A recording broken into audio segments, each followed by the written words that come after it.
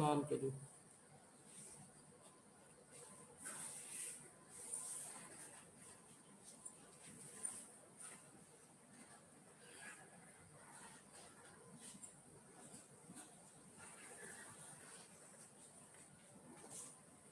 Okay, so last time we were discussing the LS coupling, JJ coupling. So first of all, we know that this is the atom, and atom is made of nucleus, which is the positive, and electrons are orbiting around the nucleus. So this electron is orbiting around the nucleus has a certain energy states. So these are the different energy states. N is equal to 1, N is equal to 2, N is equal to 3, and these are known as its quantum numbers. So now it means the electron is bound with a certain energy state, and this model was given by the Bohr, and we call it as a Bohr's atomic model. So now when we say that every particle has a wave nature, it means the particle is associated as a wave. So therefore the electron which is revolving in the orbit is also associated with the wave. So when we consider that the particle has a wave nature, then we have discussed in the last lecture that there are four quantum numbers which is to be followed by the motion of the particle. And first quantum number is the principal quantum number.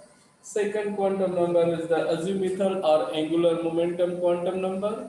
And third quantum number is the magnetic quantum number, orbital angular momentum magnetic quantum number. And fourth one is the spin quantum number. So it means there are four quantum numbers. And we have discussed all four quantum numbers in the last lecture. Okay. Now, based on the wave nature of the particle, we have discussed the uncertainty principle. According to the uncertainty principle, the position and momentum of the particle both cannot be measurable simultaneously with 100% accuracy. आप particle का momentum और position with accuracy major नहीं कर सकते. इस वजह से हम कहते हैं कि there is uncertainty principle delta P delta X is approximately और greater than equal to H bar. So this is known as a Heisenberg uncertainty principle. This what we have discussed in the last lecture. According to that, we cannot measure the energy of the electron in any excited state. हम किसी भी excited state पे electron की energy भी accuracy के साथ measure नहीं कर सकते. There is also the uncertainty in the measurement of the energy. So again we have another principle, delta E delta T is approximately equal to the H cut. So it means the energy and time, both quantities cannot be measurable with 100% accuracy. This E is the energy of the electron in any excited state, and T is the lifetime of the state. It means generally you know that the electron may stay in the excited state is approximately 10 raised to power minus 8 seconds. And this time is known as the lifetime of an electron from an excited state. तो यहाँ पे अगर आप ये देखें कि electron जो कितनी देर तक रह सकता है, this is known as delta E. और ये यहाँ पे इलेक्ट्रॉन की एनर्जी क्या होगी, दिस इज डेल्टा ई. अब सवाल ये है कि ये जो अनसर्टेनिटी है इलेक्ट्रॉन की, ये किन चीजों की वजह से है. हम कहते हैं कि this electron is a charge particle and electron in any orbital can interact with another electron. Electron electron के साथ इंटरैक्ट करता है. आपको पता है कि यहाँ पे पहले ऑर्बिट में कितने इलेक्ट्रॉन रह सकते हैं, दो. दूसरे में 8, तीसरे में 18 is followed by the law which is known as 2n square. This 2n square is the formula for the filling up of the electron in any state. किसी भी स्टेट पे इलेक्ट्रॉन कितने होंगे आप इस फार्मूले से निकाल सकते हैं. n जो है वो उसका प्रिंसिपल क्वांटम नंबर है. n is equal to 1, it means यहाँ पे दो इलेक्ट्रॉन होंगे. n is equal to 2 means यहाँ पे 8 इलेक्ट्रॉन होंगे, इसी तरह so on we can calculate. अब यहाँ पे अगर आप ये देखें कि ये जो अनसर्टेनिटी है एनर्जी, ये किन चीजों की वजह से, हम कह देते हैं कि फर्ज कर लें यहाँ पे 2 या 2 से ज्यादा इलेक्ट्रॉन है, तो इलेक्ट्रॉन के पास कौन कौन सी चार प्रॉपर्टी होती है? एक तो इलेक्ट्रॉन के पास इलेक्ट्रिकल प्रॉपर्टी है, दूसरी इलेक्ट्रॉन जब मूव कर रहा है तो इसके पास मैग्नेटिक प्रॉपर्टी है, ठीक है। तो ये दोनों प्रॉपर्टीज आपस में इंटरैक्ट करते रहते हैं। एक इलेक्ट्रॉन दूसरे इलेक्ट्रॉन के साथ इंटरैक्ट करता है। अगर इलेक्ट्रॉन की इंटरेक्शन इलेक्ट्रिक फील्ड के साथ होती है तो उसको हम कहते हैं स्टार्क इफेक्ट, ये हमने डिस्कस किया था। अगर इलेक्ट्रॉन की इंटरेक्शन किसी दूसरे इलेक्ट्रॉन के मैग्नेटिक फील्ड के साथ इंटरेक्ट करता है तो उसको हमने कहा था कि जीमन इफेक्ट। तो ये इलेक्ट्रिक स्टार्क इफेक्ट और जीमन इफेक्ट दो ऐसे इफेक्ट हैं जो आपको बताता है कि the splitting in energy is due to the interaction of the magnetic field is known as a Zeeman effect, and the splitting in the energy state with the electric field is known as a Stark effect। तो ये चीजें हमने discuss की थी last lectures में। अब यहाँ पे हम आ जाते हैं, हम आते हैं कि what is the LS coupling.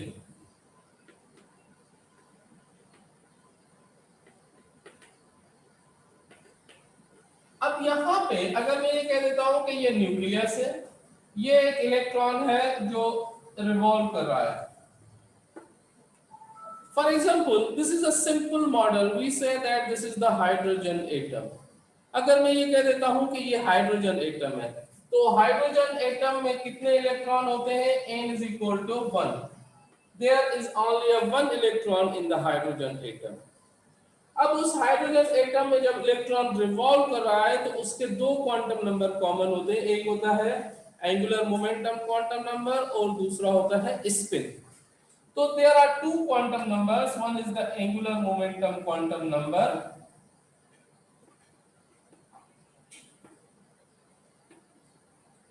और दूसरा जो होता है उसको कहते हैं स्पिन। ये दो क्वांटम नंबर्स होते हैं, एंगुलर मोमेंटम और स्पिन। अब ये दो क्वांटम नंबर्स आपस में इंटरैक्ट करते हैं और इस इंटरैक्ट की वजह से जो है एनर्जी लेवल्स जो होती है वो स्प्लिट आउट होती है। अब यहाँ पे किसी भी लेवल को डेजिग्नेट करते हैं उसके टर्म वैल्यू से। Term value is the name, common name in the spectroscopy which is used to identify the energy levels. जिस तरह आप केमिस्ट्री में आपके पास केमिकल्स को और या जिसको आप कहते हैं कि एलिमेंट्स को आइडेंटिफाई करते हैं थ्रू पीरियोडिक टेबल, तो इसी तरह स्पेक्ट्रोस्कोपी में एनर्जी लेवल्स को स्पेसिफाई करते हैं टर्म वैल्यू।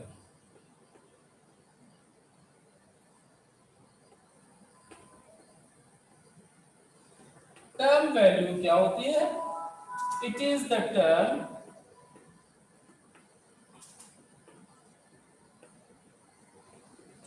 आइडेंटिफाई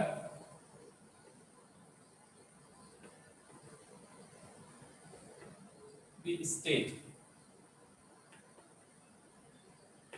स्टेट को आइडेंटिफाई करते हैं। अब टर्म किसको कहते हैं? टर्म जो है this is known as n, j and m. This is the symbol which we call it as a term. This m is the one of the spectroscopic constant which we call it as a multiplicity, and this j is the total quantum number. Total quantum number means this is the sum of the orbital angular momentum quantum number and the spin quantum number. So this m is known as a multiplicity. This m is equal to 2s plus 1. This s is the total spin. So this m is equal to 2s plus 1. For example, यहाँ पे अगर मैं कह देता हूँ ये एक electron है, this is the one electron. अब आपको पता है, you know that the electron उसकी स्पिन कितनी होती है? 1/2. You know that the spin of electron is 1/2. This is the hydrogen atom, so we have only one electron. So the spin is equal to 1/2. So now the S total spin is equal to this, which is equal to, अगर n में कह देता हूँ, n is equal to 2s 1/2 plus 1, 1/2 1/2 cancel, so n is equal to 2. So the multiplicity is 2. अब यहाँ पे आते हैं J. J is known as a total orbital quantum number. So this J is the total quantum number.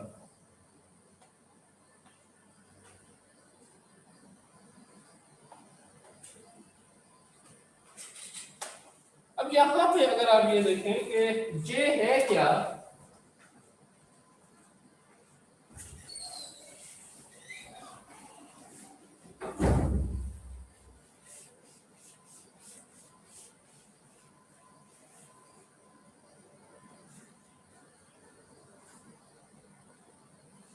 this J is equal to L plus minus S. This J is the total quantum number which is equal to L plus minus S. आवाज आ रही है? So through your headphone. सुनो, आ रही है आवाज? Okay. So this J is equal to L plus minus S. So now question is that, for example, in the hydrogen atom, the L is equal to 1. L is equal to 1 means S orbital.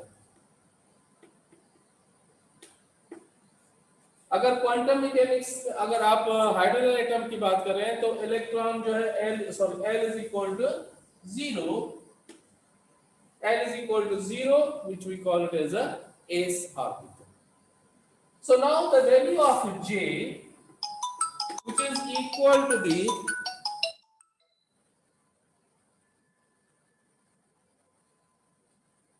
which is equal to the 0 plus minus S, which is equal to 1/2. So therefore the value of J is equal to 1/2. So this is known as L is equal to 0, which is equal to 1/2. So here this term value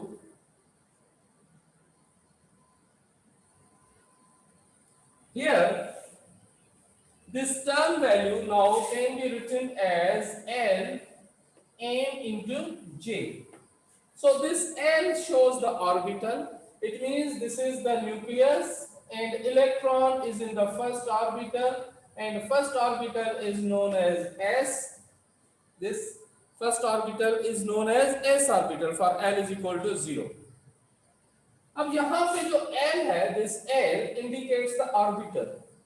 So it means this indicates the orbital. It means this S, this L is equal to S, and multiplicity m is equal to 1/2, and J is equal to 1/2. So this is the term value of the electron is in the ground state. This is the term value. So this term value of the electron is in the ground state is equal to this. This indicates the state. अब यहाँ पे अगर मैं ये कहूँ कि this electron may be excited from n is equal to 1 to n is equal to 2. So the electron is excited here from n is equal to 1 to n is equal to 2. अब यहाँ पे electron के पास option है, electron has options कि whether n is equal to 2, we have two states S and P. ये हम पढ़ के आए क्वांटम नंबर्स में. The electron either may go into the S state or may go into the P state. अगर तो electron S state में जा रहा है तो उसकी टर्म वैल्यू क्या होगी? अगर इलेक्ट्रॉन P स्टेट में जा रहा है तो उसकी टर्म वैल्यू क्या होगी?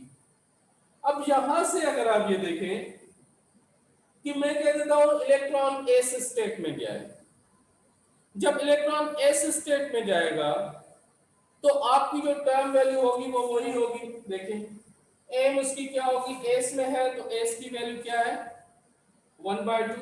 This is 1 by 2. So the multiplicity is 2. Sorry, this is not 1 by 2. This is 2. This is 2 is 1 by 2. So the multiplicity is 2 here. So now it means for this s orbital the multiplicity remains same here. But if the electron is in the p orbital, अब p orbital के लिए जो multiplicity होगी वो क्या होगी, वो वही होगी क्योंकि s की वैल्यू वही है, स्पिन की वैल्यू वही है 1/2 multiplicity is same. p orbital के लिए भी मल्टीप्लिसिटी 2 हो जाएगी। लेकिन p ऑर्बिटल के लिए जो j वैल्यू है, this j which is not 1/2 because this j value is equal to L plus minus s. So for p orbital के लिए L की वैल्यू क्या होती है, which is equal to 1. p orbital L is equal to 1, spin 1/2. So 1 plus minus 1/2 gives you the, for p orbital I am writing here, for p orbital L is equal to 1. So therefore j value is equal to 1 plus minus 1/2. It means L plus S. This is L plus S. L is equal to 1. S is equal to, spin is 1/2. So it is equal to 1/2. So when you add up, it is, when you subtract, it is 1/2. When you add up, it is equal to 3/2. So here we have two values of the j. j की हमारे पास दो values है। अच्छा, आपको मैं कह चुका हूं कि वीडियो ऑफ करें, तो एक स्टूडेंट है जो बार बार वीडियो ऑन कर रहा है। So this j is equal to 1/2 plus 3/2। अब यहां पे हमारे पास j की वैल्यूज है वो हमारे पास दो है, 1/2 एंड 3/2।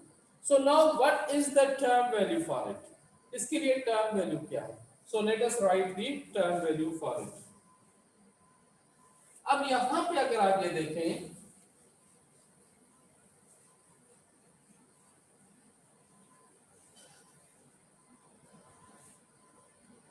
ये देखिए आप कि अगर हमारे पास n इज इक्वल टू 2 है, n इज इक्वल टू 2 है, तो l की वैल्यू क्या है हमारे पास, 0 और 1।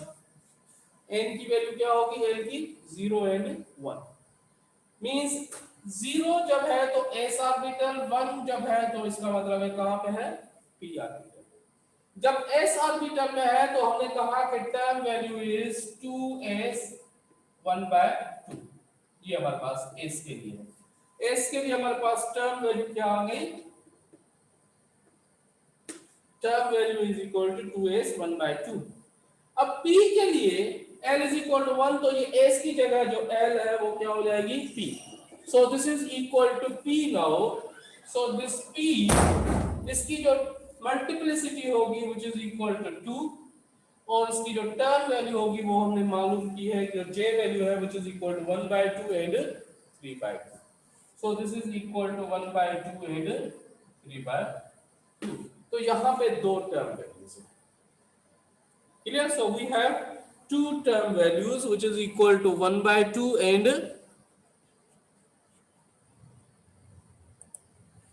1/2 and 3/2। तो we have two term values। अब यहां से अगर आप ये देखें कि हमारे पास ये टर्म वैल्यूज हैं for n is equal to 2। अब फर्ज कर लेते हैं कि electron n is equal to 2 में नहीं है, n is equal to 3 में है। ये यहां से इलेक्ट्रॉन यहां पे भी आ सकता है। अब यहाँ पे n is equal to 3 में आपके पास कौन से ऑर्बिटल है, आपके पास s ऑर्बिटल है, आपके पास p ऑर्बिटल है, आपके पास d ऑर्बिटल्स है। So you have 3 orbitals s, p and d। तो यहाँ पे आपके पास 3 ऑर्बिटल्स हैं s, p and d।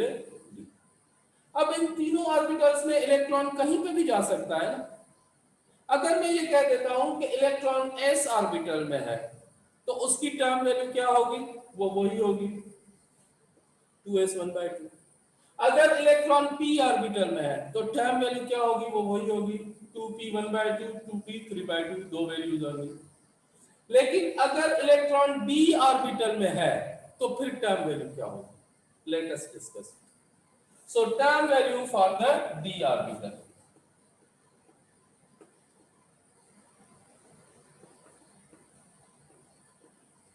For d orbital,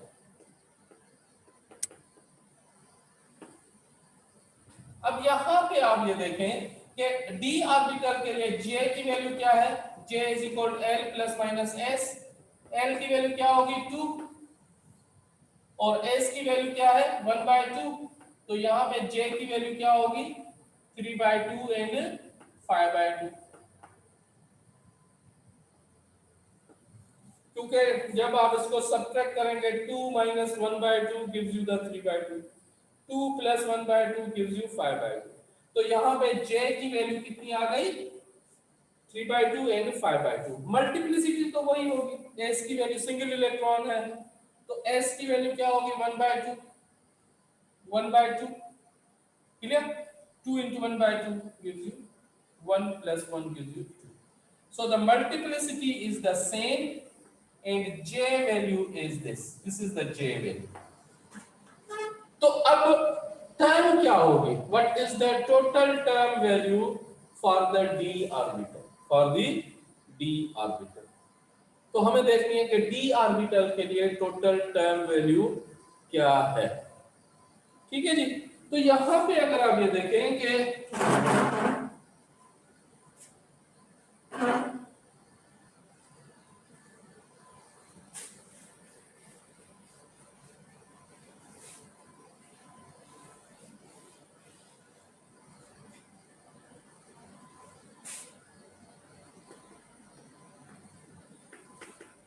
तो d ऑर्बिटल के लिए टर्म वैल्यू कैसे लिखेंगे, this is l, this is n, this is j, तो इसको मैं कैसे लिखूं, n की वैल्यू कितनी थी 2, d ऑर्बिटल के लिए l की वैल्यू क्या होगी d, j की वैल्यू क्या है 3/2 एंड 5/2,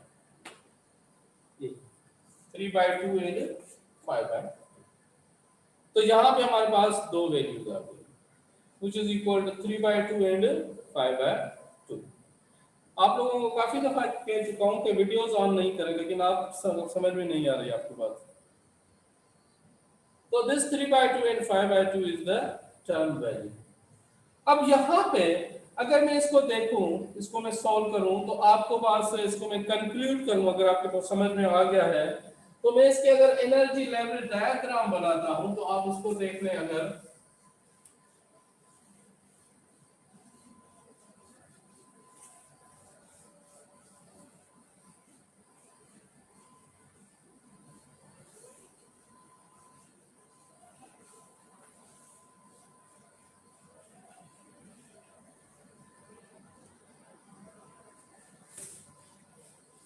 अच्छा मैं ये ऑफ कर लेता हूं, आप दोबारा से ऑन कर लें क्योंकि टाइम ओवर हो गया है। ये बता रहा है कि कितने मिनट रह गए हैं, टाइम बिल्कुल शॉर्ट है, तो इसको दोबारा से आप रिकनेक्ट कर लें।